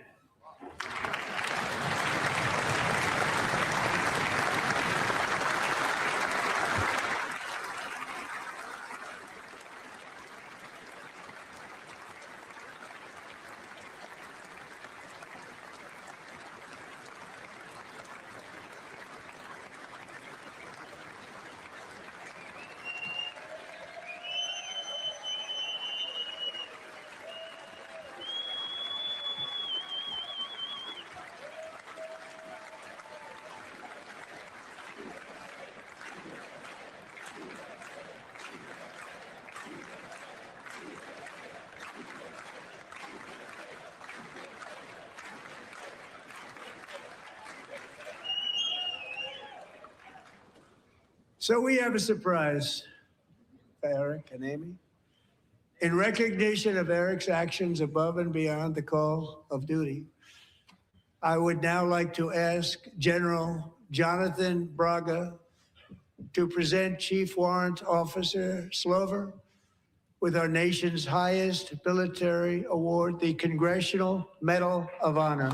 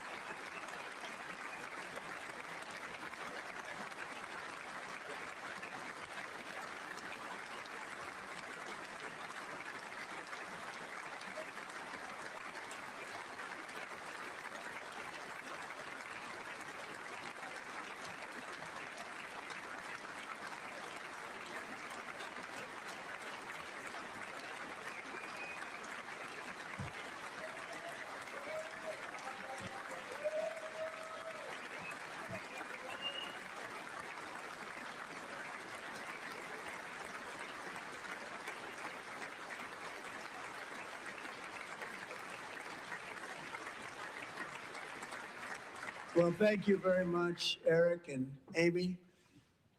Great to get to know you. I met with them and with a lot of their fellow warriors at Fort Bragg recently.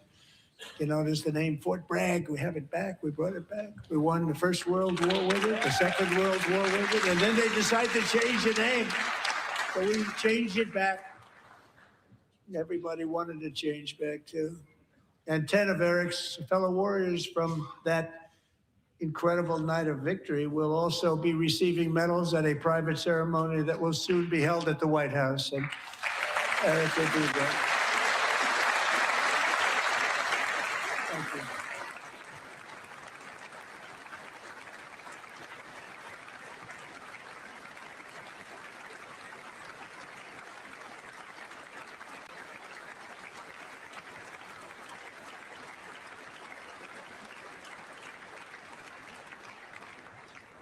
Thank you, Eric. That's a big one. Tonight we've celebrated many truly extraordinary American patriots, but there is one last living legend to honor before we go. He is one more heroic American aviator, Navy fighter pilot. Royce Williams served in World War II, Korea, Vietnam, flying more than 220 missions. In the skies over Korea in 1952, Royce was in the dogfight of a lifetime, legendary dogfight.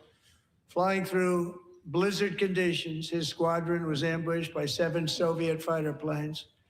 It was his first aerial combat of the war, and despite being massively outnumbered and outgunned, Royce led the takedown of 4 enemy jets and almost destroyed the others, vanquishing his adversaries while taking 263 bullets to his own plane and being seriously hurt. His story was secret for over 50 years. He didn't even want to tell his wife, but the legend grew and grew. But tonight, at 100 years old, this brave Navy captain is finally getting the recognition he deserves. He was a legend long before this evening. Royce, please stand up, and I will ask the First Lady of the United States to present Captain Royce Williams with his Congressional Medal of Honor.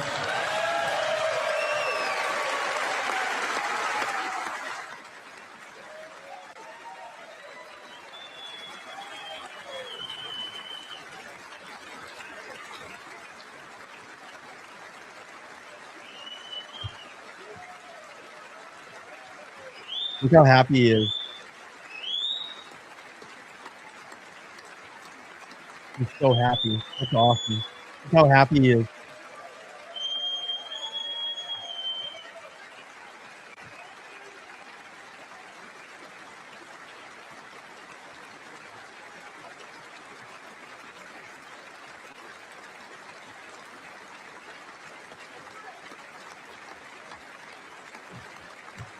Great.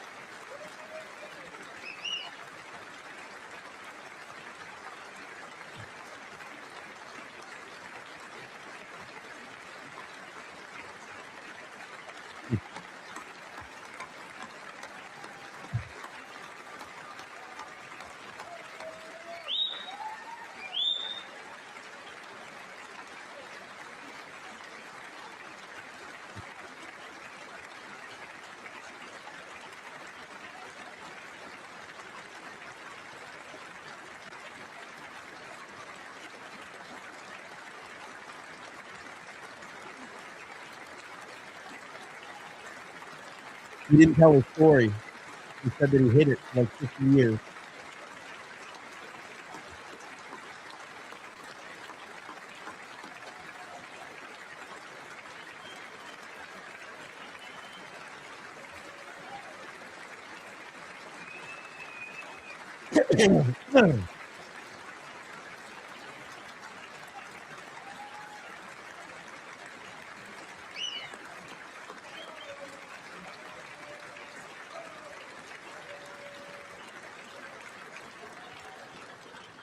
Thank you, Royce, and thank you, Eric.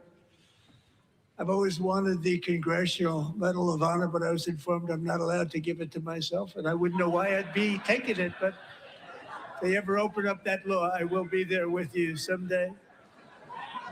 But you know, that's our highest honor, Congressional Medal of Honor, and that's a big thing, and it's an honor to be in the same room with you. Yeah, I Thank agree. you both very much, Eric. Thank you.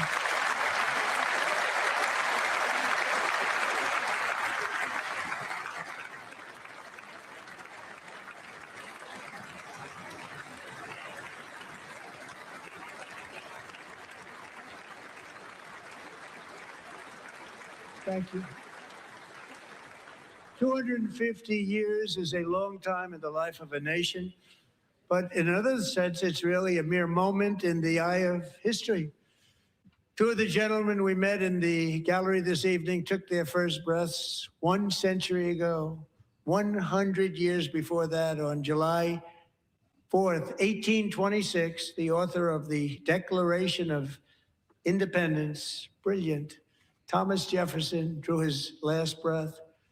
Just a single long human lifespan separates the giants who declared and won our independence from the heroes who stand among us tonight. Everything our nation has done, everything we have achieved, has been the work of those few great lifetimes. In those brief chapters, Americans built this nation from 13 humble colonies into the pinnacle of human civilization and human freedom, the strongest, wealthiest, most powerful, most successful nation in all of history. Americans ventured out across the daunting and dangerous continent. We carved paths through an unforgiving wilderness, settled a boundless frontier, and tamed the beautiful but very, very dangerous Wild West. From empty marshes and wide open plains, we raised up the world's greatest cities. Together, we mastered the world's mightiest industries and shattered history's monstrous tyrannies. and we liberated millions from the chains of fascism, communism, oppression, and terror.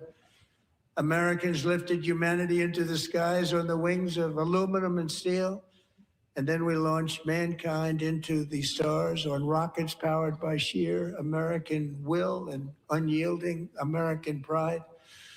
We wired the globe with our ingenuity. We captivated the planet with American culture. And now we are pioneering the next great American breakthroughs that will change the entire world. All of this and so much more is the enduring legacy, unmatched glory of the hardworking patriots who built and defended this country and who still carry the hopes and freedoms on all of humanity's backs. For years, they were forgotten, betrayed, and cast aside. But that great betrayal is over, and they will never be forgotten again. Because when the world needs courage, daring, vision, and inspiration, it is still turning to America. And when God needs a nation to work his miracles, he knows exactly who to ask. There is no challenge Americans cannot overcome, no frontier too vast for us to conquer, no dream too bold for us to chase, no horizon too distant for us to claim. For our destiny is written by the hand of providence, and these first 250 years were just the beginning. From the rugged border towns of Texas to the heartland villages of Michigan, from the sun-kissed shores of Florida to the endless fields of the Dakotas, and from the historic streets of Philadelphia to right here in our nation's capital, Washington, D.C., the golden age of America is upon us. The revolution that began in 1776 has not ended. It still continues because the flame of liberty and independence still burns in the heart of every American patriot. And our future will be bigger, better, brighter, bolder, and more glorious than ever before. Thank you, God bless you, and God bless America.